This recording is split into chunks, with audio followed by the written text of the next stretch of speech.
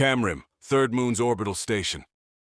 Duke Cornelius Draymore sat at the head of a large table as he silently observed the other members present.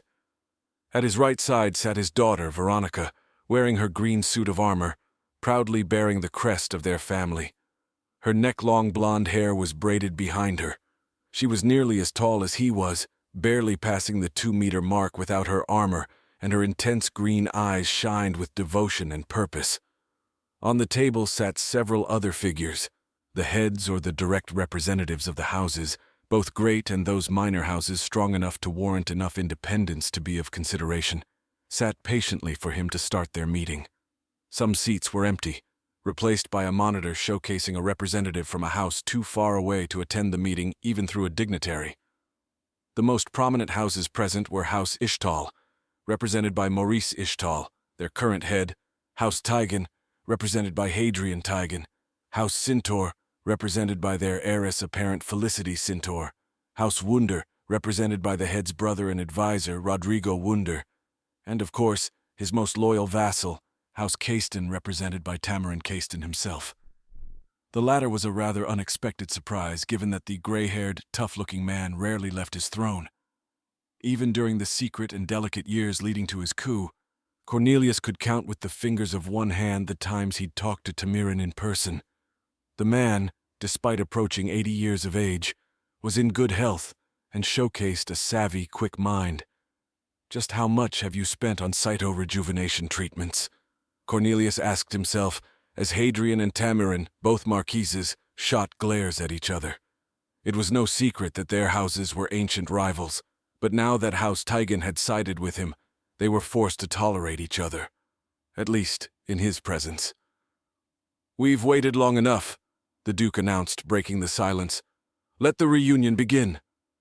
Veronica followed suit without missing a beat. "His Regal Majesty, Lord Regent Cornelius Draymore is present. Everyone bow your heads," she commanded fiercely and with intense conviction. As was tradition, every noble present straightened up and bowed their heads respectfully, officially acknowledging the Duke as their superior, awaiting his orders to proceed. "I thank you all for attending my call, those present and far away," he began with a soft, diplomatic tone. All the present rose their heads and turned their attention to him. "I will be blunt and avoid spouting flowery prose. I am Lord Regent in name only. The Council of Nobles is divided, and until the prince is captured or slain, no further decisions can be made official. Do not be arrogant, my friends. The prince may not be beholden to his full authority and power, but he is still the prince. We must proceed carefully. My Lord Regent," the stunningly beautiful and ebony-skinned Felicity Sintor spoke up, as honey-colored eyes looked at him with both respect and wonder. "I speak in my mother's voice when I ask the following. Why must we stay our hands at this moment? The false prince must not be allowed to gather his forces. Should we not strike at the idiots loyal to his unjust rule and remove them?" "I will not tolerate unwarranted insults, Sintor," the Duke warned, his voice dropping a few octaves as he did so. He took a moment to inhale deeply before continuing. "The prince is unsuited to be so, this is true. I was the first to move against him. But he is still my nephew. Hold your tongue if you wish to remain in my good graces." "Of course, my Lord Regent. My mistake shall not be repeated," Felicity replied, her voice never reflecting the shudder of nervousness that coursed through her body. She turned to Veronica and barely managed to suppress another shudder when she noticed the murderous glare she was giving her. Cornelius noticed the exchange and placed a hand on his daughter's shoulder, calming her down. "As for your question, I answer as such. This is not a civil war, nor will I allow it to devolve into such a conflict. This is a struggle between houses, a dispute of succession, nothing more. The prince is to be removed from his position through one means or another, but not through outright war." "A most commendable goal, my Lord Regent," Tamarin fawned, his voice solid and flattering. "However, I must ask, can such a thing be prevented? The Winfields and House Valto are currently locked in their own territories, this is true, and without the full might of their forces we stand the upper hand. But House Finnegan is another matter. My house forces and those of the Third Fleet under the wise leadership of Fleet Admiral Tigan have made lackluster gains so far as I'm aware. Cornelius groaned internally after hearing the devious words of his most loyal vassal. Thankfully for him, it was Veronica who made her voice known next. Marquis Tamarin Caiston, you speak as if you know something that we do not," Veronica said, eyes narrowing. Tamarin's expression fell and was replaced by one of shame, and he shook his head slowly a few times before replying. "It shames me in my house to speak of the following blunder, but it must be said." Now that caught Cornelius's attention. A quick glance with Hadrian and Maurice confirmed that they knew not what Tamarin was speaking of. "Proceed," he allowed. "It is with great shame and humility that I must inform you, your lordship, that my beloved nephew, Viscount Samuel Caiston, acted on his own accord," Tamarin began with masterfully honed prose. "At Gintrax, he decided to engage the prince's fleet with his forces. Another relative of mine died, Baron Lenaro Caiston, in that battle, losing the battlecruiser, the rightful path with all hands alongside its small support escorts." He stopped for a moment, struggling to continue. "Out with it!" Hadrian demanded with a stern, impatient tone. Tamarin, slightly quivering, turned to the Duke and found his voice once more. "My Lord Regent, my brave, valiant, but misguided and irrational nephew has cost us dearly. Due to his actions and commands, we lost 10 Corvus frigates, the cruiser Longstride to perfection and his personal flagship, the assault destroyer Samuel's Glory in the battle against the prince, causing significant— "He lost what?" interrupted Hadrian, as everyone else but the Duke and his daughter devolved into a fit of accusations and murmurs. Your nephew lost 12 of the ships his lordship so graciously bestowed upon you, Tamarin? Why was he in command of such a large portion of your stealth forces? And why has my brother not informed me of this yet?" Tamarin glared at Hadrian for a moment before responding.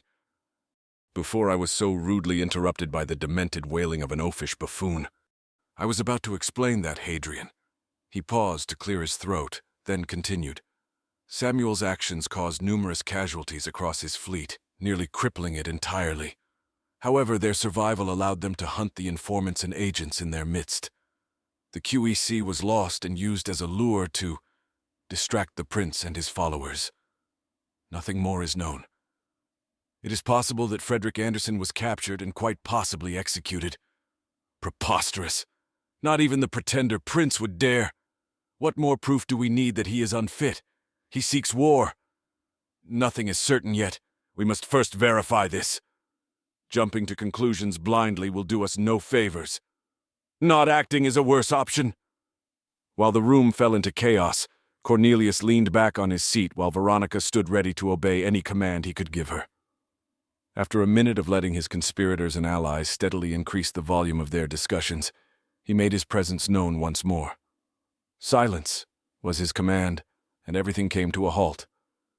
"I shall deal with that problem later and in private, Tamarin. Rodrigo, how are your house's efforts against the Colons performing?" "We have successfully put them in a stalemate, my Lord Regent." Rodrigo, a handsome, mature man with black hair, yellow eyes, and a striking black beard, replied, his voice deep and booming. "Elements from the 8th, 1st, 4th, and 7th Fleet have taken refuge within their territories, and we've received reports that at least a dozen of their worlds are experiencing revolts after our agents successfully herded commoners to cry out in your favor, your lordship." "Similar success has been found on Valto territories, my Lord Regent. In fact, several lesser and a few insignificant minor houses have declared themselves in your favor, with a vast majority retaining neutrality. Only their most fervent and loyal vassals and banner leaders have sided with House Valto. In void combat, we've found some ships belonging to the renegade fleets, and we've kept them from gaining strength. The capture of the battlecruiser Purest Excellence was successful 2 days prior. House Centaur's guile and loyalty, Lord Regent, are at your service. You may expect nothing more than further success from us, my liege," Felicity boasted with a sultry, coquettish smile. Cornelius ignored her vulgar attempt at seduction and carried on with what truly mattered. "What about House Winfield?" he asked, though he already knew the answer to that one. "Our infiltration attempts have been less than ideal, but we've managed to detect a rather alarming concentration of renegade Royal Navy ships across the systems we could enter without losing our probes or risking our stealth ships in pointless combat, Hadrian said, venomously glaring at Tamirin, who returned the glare in kind. Most alarmingly, we've detected 3 battleship signatures, but failed to identify them by name. Assaults across their border territories are ongoing, and while we are slowing them down, they are slowly consolidating their forces. If Leona and Benjamin Winfield manage to gather significant enough forces, their retaliatory strike could be devastating. Focus your efforts on House Winfield. We cannot allow them to come to my nephew's aid, the Duke declared. Are the academies in full operation across your territories? Everyone agreed shortly after. Good. I must reiterate that none of you dare to recruit directly from the academy. Recall your sons and daughters if you must, call upon your bannermen and banner leaders, and rely on your knights, but leave the academies alone. He paused for a moment to let the weight of his words sink in. Do not conscript any commoner forces or civilian ships. Hire mercenaries, make deals, and trade for more ships if you need them. It is imperative that we do not break with tradition. If we do so, then our position will be severely weakened. My nephew knows this, and I will not be the one to break it. We must not allow this conflict to escalate and spiral out of our control, Cornelius stated firmly, his baritone voice drilling into the heads of everyone present, physically or not. We understand, my liege. Your desires and vision shall be followed and obeyed to the letter, Hadrian replied solemnly. My liege, if I may, what are we to do about the commoner filth that dare protest against you? Rodrigo asked cautiously. Many protests have been quelled, but as news spread across the principality, many houses may be pressured into siding with the pretender prince if the rabble's voices get too loud. Cornelius gave everyone a short-lived glance before replying, his posture firm and his voice eloquent. They are your subjects to deal with. Suppress them. However, I will not tolerate excessive abuse to be employed. Use propaganda, lie to them, enforce military power, use martial law, and give them bread and games. Use whatever tactic and method you can think of to appease them into either submission or silence. Only act with force, precise, surgical force, if you must deal with possible rebel groups or revolutionaries. Do not forget that nobility leads, commoners obey. Remind them of this fact without staining your hands in their blood, unless it is inevitable to do so. None dare defy his command. The following hour went by in a blur, as talks regarding economic, production, and trade issues were brought up, how their stockpile and warehouses were ready and full in anticipation of the coup. Personal disputes were held, and plans to gain more support from neutral houses were laid out without using coercion, gunboat diplomacy, or blackmail. When the meeting ended, everyone left or disconnected except for Tamirin, Hadrian, Felicity, Rodrigo, and Maurice. Alone in the room, the Duke stood up to his full height and turned to Tamirin, his expression unreadable. Explain. Now. Tamirin bowed his head before replying. My nephew. He attacked the prince's fleet and, in his hubris, made use of your generously gifted stealth ships to try and end him in one fell swoop. The battle wasn't planned. Not entirely. Lenaro arrived a day prior thanks to the information Frederick Anderson gave us. But due to Finnegan forces and Drazen raiders, they were unable to send more ships to intercept the prince. He paused for a moment to swallow a ball of spit that had formed in his mouth. Frederick used the QEC in a ploy to throw off his pursuers, and we lost contact after that. My agent will be unable to contact me until a safe haven is found, my Lord Regent. But from what little information I was able to receive, it all indicates that Frederick Anderson was deceived, captured, and most likely executed for his treason. Why was my brother not informed by your agent, Caiston? Hadrian countered immediately. Tamirin raised a hand defensively. Your brother was nothing more than a middleman. You'd do well to remember, Tegan, that it was I who convinced Frederick to join our cause in the first place. It is shameful that he died, but he gave his life for his Lord Regent, as have 2 of my blood so far. You arrogant, sniveling, Hadrian began, but a loud hit against the table cut him off. You tire my Lord Father with your inconsequential disputes and petty rivalries, Hadrian. Tamirin, why did you not inform your Lord Regent sooner? Veronica asked, glaring at the man. I learned of this development myself shortly before the meeting started, Lady Veronica, This is new to me too. I was under the impression that the Corvus frigates were somewhere else. I do not know what possessed my nephew to act so recklessly, I must confess, Tamirin replied. Only a fool would take what Tamirin says at face value. A warrior he is not, but his tongue is as deadly as any blade, Cornelius thought before opening his mouth. The loss of those ships is regrettable, and put a further strain on the Third Fleet's operational capabilities against Finnegan forces.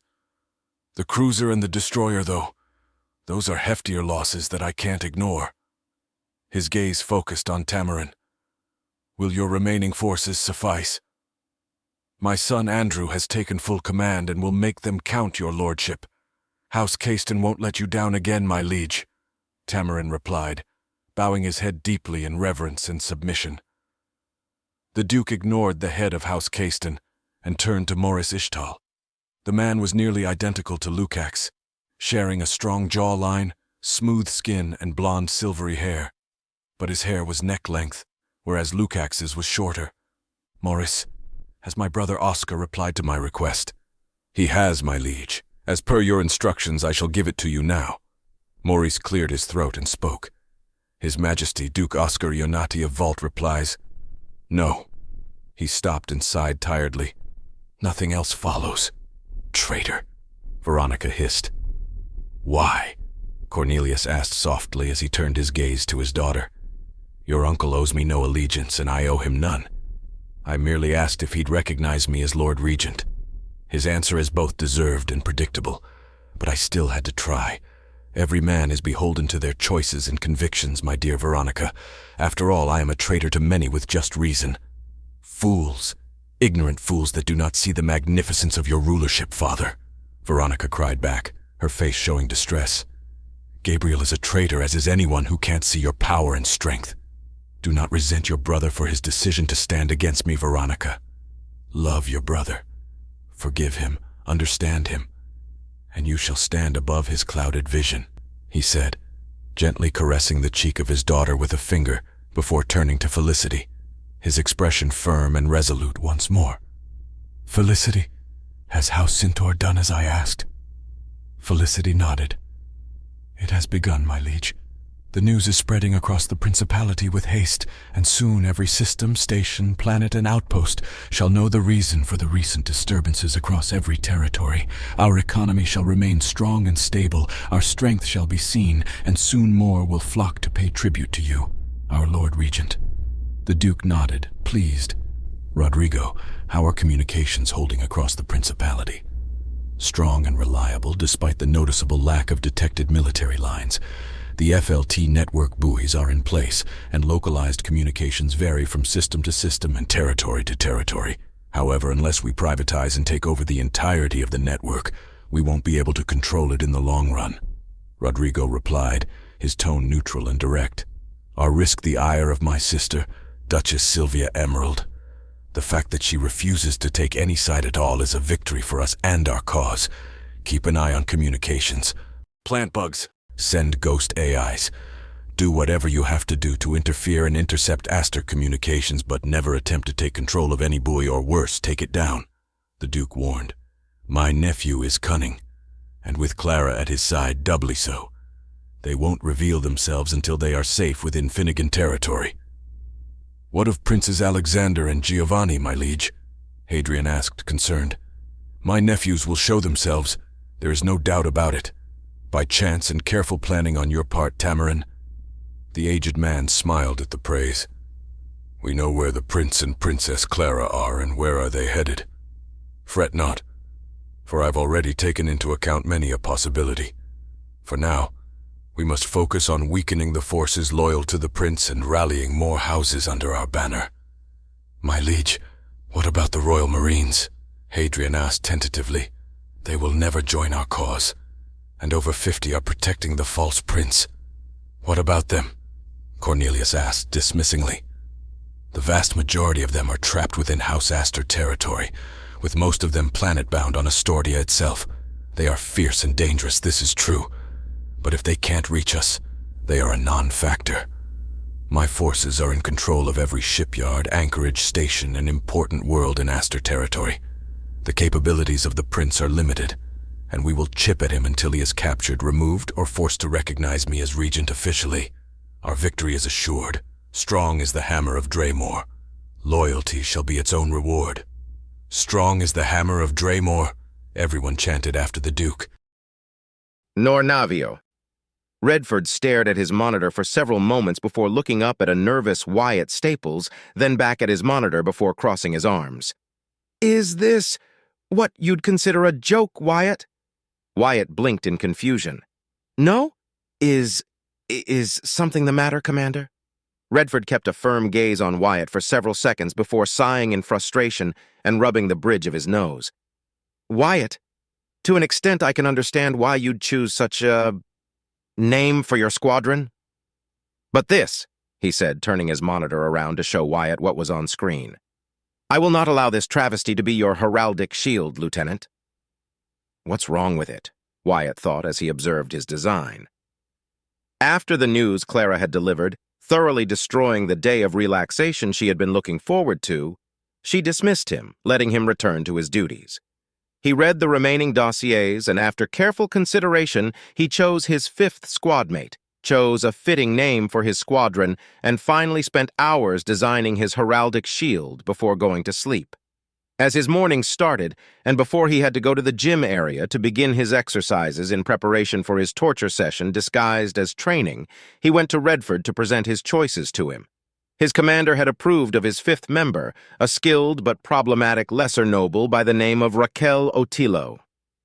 Excellent grades and outstanding scores, but with a fierce, competitive attitude that often led her to come to blows with other nobles who snubbed her. He had even begrudgingly accepted the name he'd chosen for his squadron, Composters, in honor of what he'd been sent to do, and as a subtle reminder to himself of what he was despite his ennoblement. Ennoblement?